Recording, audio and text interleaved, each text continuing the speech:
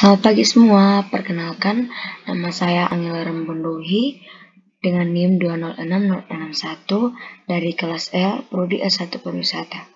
Pada kesempatan ini, saya akan membawakan materi jurnal dan posting. Ya, oke, baik, kita mulai saja tanpa memperpanjang kata. Jadi, definisi jurnal. Definisi jurnal itu adalah alat untuk mencatat transaksi perusahaan yang dilakukan secara kronologis berdasarkan urut waktu terjadinya dengan menunjukkan rekening yang harus didebit dan dikredit beserta jumlah rupiahnya masing-masing. Manfaat dari jurnal ialah sebagai alat pencatatan yang dapat menggambarkan pos-pos yang terpengaruh oleh suatu transaksi. Yang kedua, alat pencatatan yang memberi gambaran secara kronologis. Yang ketiga, jurnal dapat dipecah-pecah menjadi beberapa jurnal khusus yang dikerjakan oleh beberapa orang secara bersamaan. Dan yang terakhir manfaatnya, menyediakan ruang yang cukup untuk keterangan transaksi. Adapun yang perlu diingatkan untuk memindahkan ayat-ayat buku harian ke buku besar, yaitu keperkiraan mana harus yang dibukukan. Pada sisi debit atau kredit dilakukan pembukuannya. Dan yang ketiga, tanggal berapa pembukuannya dilaksanakan. Keempat, berapa jumlah uang yang dibukukan. Dan yang kelima, bagaimana uraian pembukuannya. Pemakaian kolom-kolom dalam lembar jurnal adalah sebagai berikut. Ada 5 kolom. Pertama, kolom 1 untuk mencatat tanggal terjadinya transaksi. Kolom kedua, untuk mencatat nama rekening yang didebit dan nama rekening yang dikredit. Kolom ketiga, untuk mencatat nomor rekening yang didebit maupun rekening yang dikredit. Keempat, kolom 4 untuk mencatat jumlah rupiah yang harus didebit ke dalam rekening yang namanya telah tertulis pada kolom kedua. Dan yang kelima, kolom 5 untuk mencatat jumlah rupiah yang telah tertulis pada kolom 2. Oke, inilah contoh-contoh jurnal. Ada tanggal, nomor rekening dan keterangan, nomor rekening, jumlah debit sama kredit. Bisa dilihat contohnya ya. Berikut pengertian posting. Posting merupakan proses memindahkan ayat-ayat jurnal yang telah dibuat dalam buku jurnal ke buku besar. Kode rekening. Apabila rekening yang terdapat dalam buku besar cukup banyak jumlahnya, maka rekening biasanya diberi kode atau berupa nomor. Neraca saldo. Saldo adalah selisih antara jumlah sisi debit dengan jumlah sisi kredit. Saldo debit artinya jumlah saldo rekening sisi debit lebih besar daripada jumlah sisi kredit. Saldo kredit, jumlah sisi saldo rekening kredit lebih besar daripada jumlah sisi debit. Saldo menggambarkan jumlah yang tersisa pada suatu saat tertentu. Adapun yang kita ketahui kesalahan pembukuan. Yang pertama, kesalahan-kesalahan dapat ditemukan dengan cara melalui prosedur pemeriksaan pembukuan ditemukan secara kebetulan melalui neraca saldo. Langkah-langkah untuk menelusuri kembali ialah periksa kebenaran penjumlahan kolom-kolom debit dan kredit neraca saldo dengan cara mengadakan penjumlahan. Yang kedua, membandingkan rekening di neraca saldo dan buku besar, mungkin ada rekening yang terlewatkan. Ketiga, periksa kebenaran jumlah sisi debit dan sisi kredit apakah seimbang.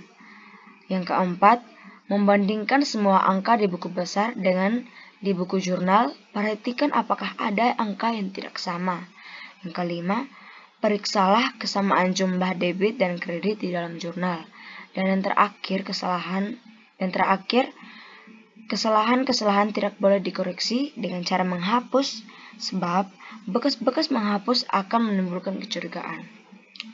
Adapun koreksi kesalahan yang perlu kita ketahui bersama. Yang pertama, kesalahan-kesalahan tidak boleh dikoreksi dengan cara menghapus, sebab bekas-bekas menghapus akan menimbulkan kecurigaan.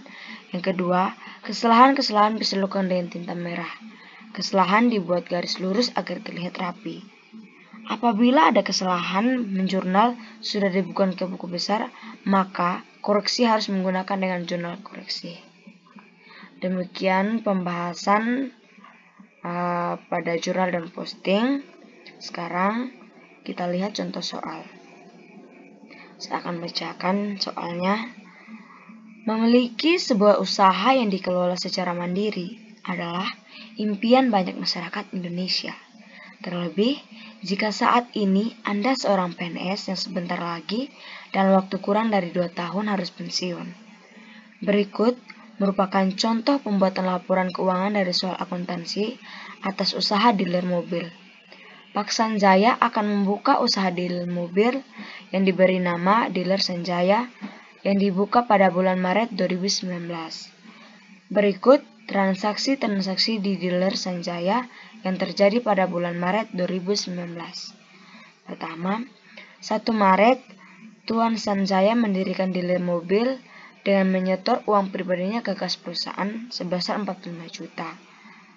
Kedua, 4 Maret, untuk menambah kas perusahaan, Tuan Sanjaya meminjam uang ke Bank BCA sebesar 25 juta. 6 Maret, dealer Sanjaya membeli perlengkapan dealer sebesar 7 juta secara tunai.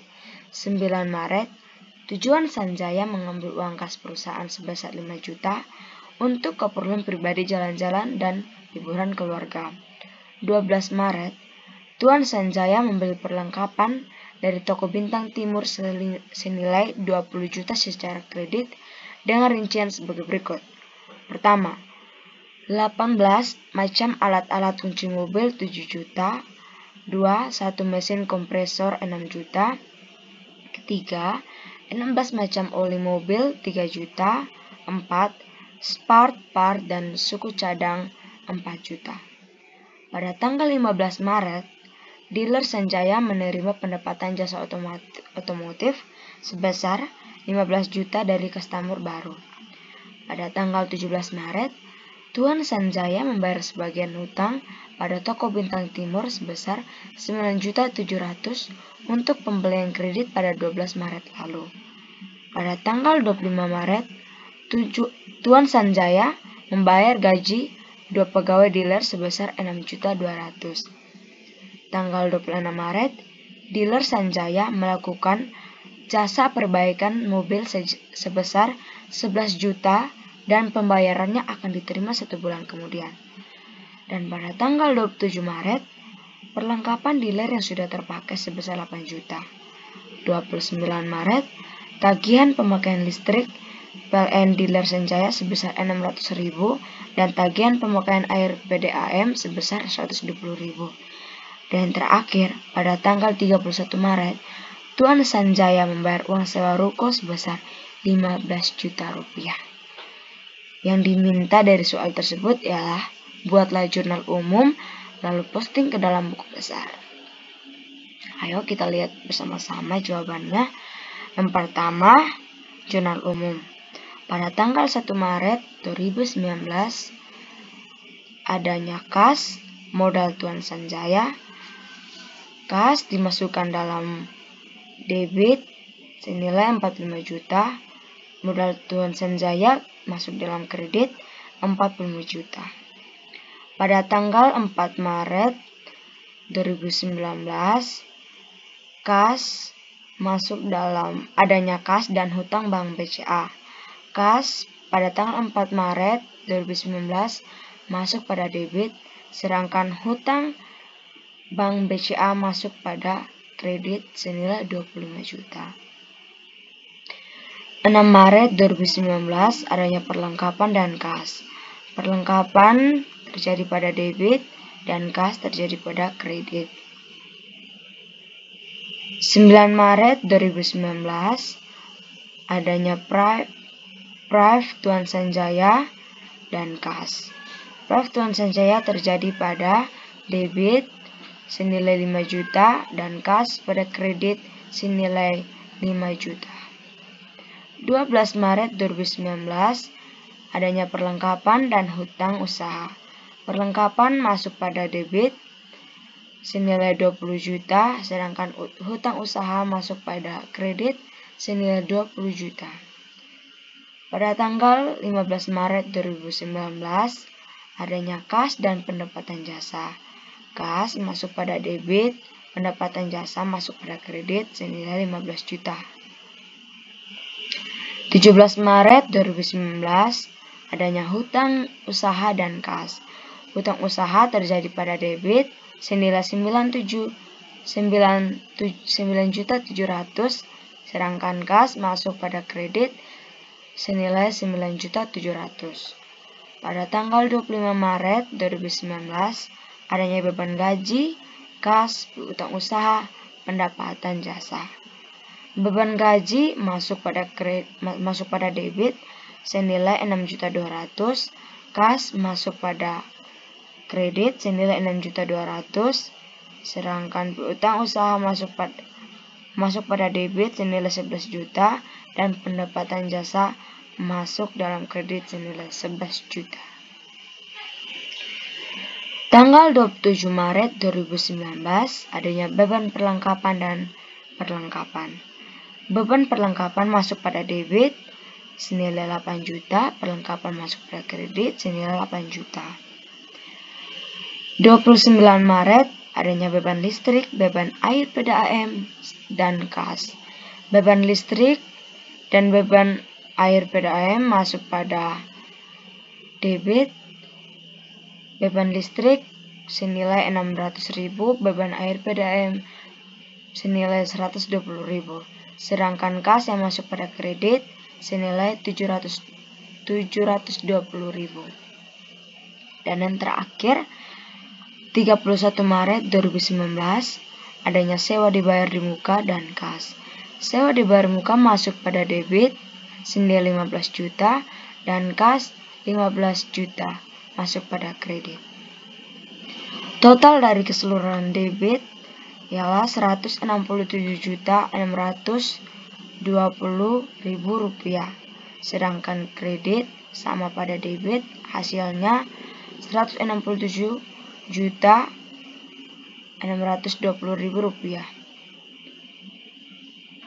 Sekarang kita pindahkan jurnal ke buku besar, atau dengan kata lain posting jurnal ke buku besar. Baik, kita lihat pada buku besar, kas nomor 11. Tanggal 1 Maret, kas adanya pada tanggal 1 Maret 2019, 4 Maret 2019, 6 Maret 2019, sampai seterusnya. 1 Maret adanya modal Tuan Sanjaya pada debit 45 juta. 4 Maret 2019 hutang BCA masuk pada debit 25 juta, kredit tidak ada. 6 Maret 2019 perlengkapan masuk pada kredit. 9 Maret proyek Tuan Sanjaya masuk pada kredit senilai 5 juta. 15 Maret 2019 adanya pendapatan jasa pada kas 15 juta masuk pada debit. 17 Maret hutang jasa masuk pada kredit senilai 9.700.000. 25 Maret 2019 beban gaji masuk di kredit 6.200.000. 29 Maret beban listrik masuk pada kredit 600.000. 29 Maret beban air PDAM masuk pada kredit 120.000. 31 Maret sewa dibayar di muka masuk pada 15 juta. Total keseluruhan debit pada kas buku besar 85 juta, sedangkan kredit total keseluruhannya 43.620.000. 85 juta untuk mendapatkan surplus pada debit. Kita lihat bersama bahwa debit nilainya lebih tinggi daripada kredit. Jadi hasil debit ditambah hasil kredit. Jadi 85 juta ditambah 43.620.000 rupiah. Hasilnya 128.620.000 rupiah. Mengapa saya katakan surplus pada debit? Karena nilai atau jumlah pada debit lebih besar daripada kredit, nilai pada kredit. Selanjutnya piutang usaha. Piutang usaha cuman satu tanggal aja yang masuk pada piutang usaha, yaitu pendapatan jasa pada tanggal 26 Maret 2019 masuk pada debit senilai 11 juta rupiah. Kredit tidak ada, jadi total 11 juta surplus debit 11 juta. Perlengkapan ada 3 akun yang masuk, yaitu kas, hutang usaha, beban perlengkapan. Tanggal 6 Maret ada kas masuk pada debit 7 juta, kredit tidak ada. 12 Maret hutang usaha masuk pada debit 20 juta, kredit tidak ada. 27 Maret 2019 beban perlengkapan masuk pada kredit 8 juta. Jadi total keseluruhan debit 27 juta sedangkan kredit 8 juta. Jadi 27 juta ditambah 8 juta hasilnya 35 juta. Surplus pada debit 35 juta. Sewa dibayar di muka, hanya 1 tanggal saja, yaitu dengan akun kas. Pada tanggal 31 Maret 2019 kas masuk pada debit, kredit tidak ada, jadi total 15 juta masuk dalam surplus pada debit 15 juta. Modal Tuan Sanjaya. Modal Tuan Sanjaya ada tanggal 1 Maret 2019 dengan akun kas masuk pada kredit 45 juta, debit tidak ada, jadi total 45 juta. Terjadinya defisit pada kredit senilai min 45 juta. Mengapa defisit pada kredit? Karena kalau debit dinamakan surplus pada debit, sedangkan misalnya hasilnya lebih besar pada kredit, jadi namanya defisit pada kredit. Hutang usaha. Hutang usaha terdapat 2 tanggal, yaitu tanggal 12 Maret dan 17 Maret. Pada tanggal 12 Maret adanya perlengkapan masuk pada kredit senilai 20 juta. 17 Maret adanya kas masuk pada debit 9.700.000. Total pada debit 9.700.000 dan kredit 20 juta. Pada hutang usaha terjadi defisit pada kredit karena 9.700.000 dikurang 20 juta hasilnya min 10 juta 300. Hutang bank. Hutang bank terdapat 1 tanggal saja, yaitu pada tanggal 4 Maret 2019 dengan nama akun kas, debit tidak ada, kredit 25 juta dengan total 25 juta. Adanya defisit pada kredit senilai min 25 juta. Brief Tuan Sanjaya tanggal 9 Maret 2019. Adanya kas masuk pada debit senilai 5 juta, kredit tidak ada, jadi totalnya 5 juta, surplus pada debit 5 juta. Pendapatan jasa. Pendapatan jasa adanya kas dan piutang usaha. 15 Maret kas masuk pada kredit 15 juta.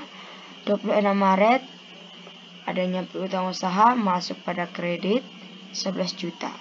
Jadi sudah kita lihat bersama bahwa pendapatan jasa adanya defisit pada kredit, jadi 15 juta dan 11 juta.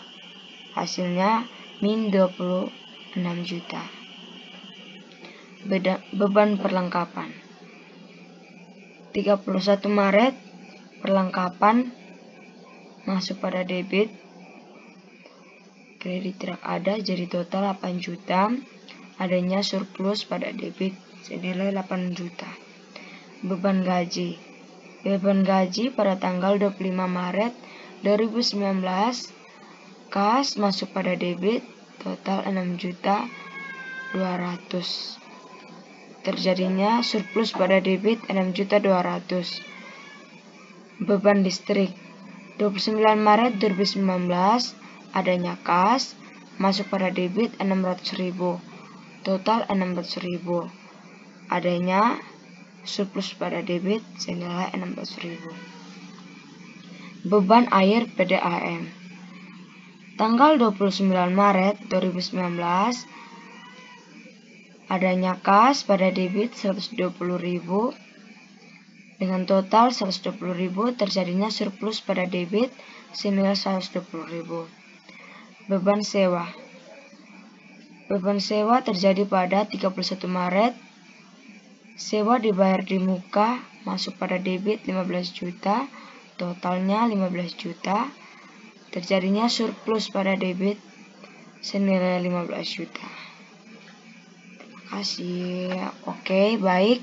Penjelasannya sampai di sini.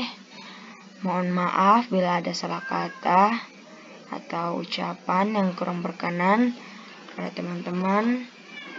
Semoga materi ini bermanfaat bagi kalian semua. Terima kasih.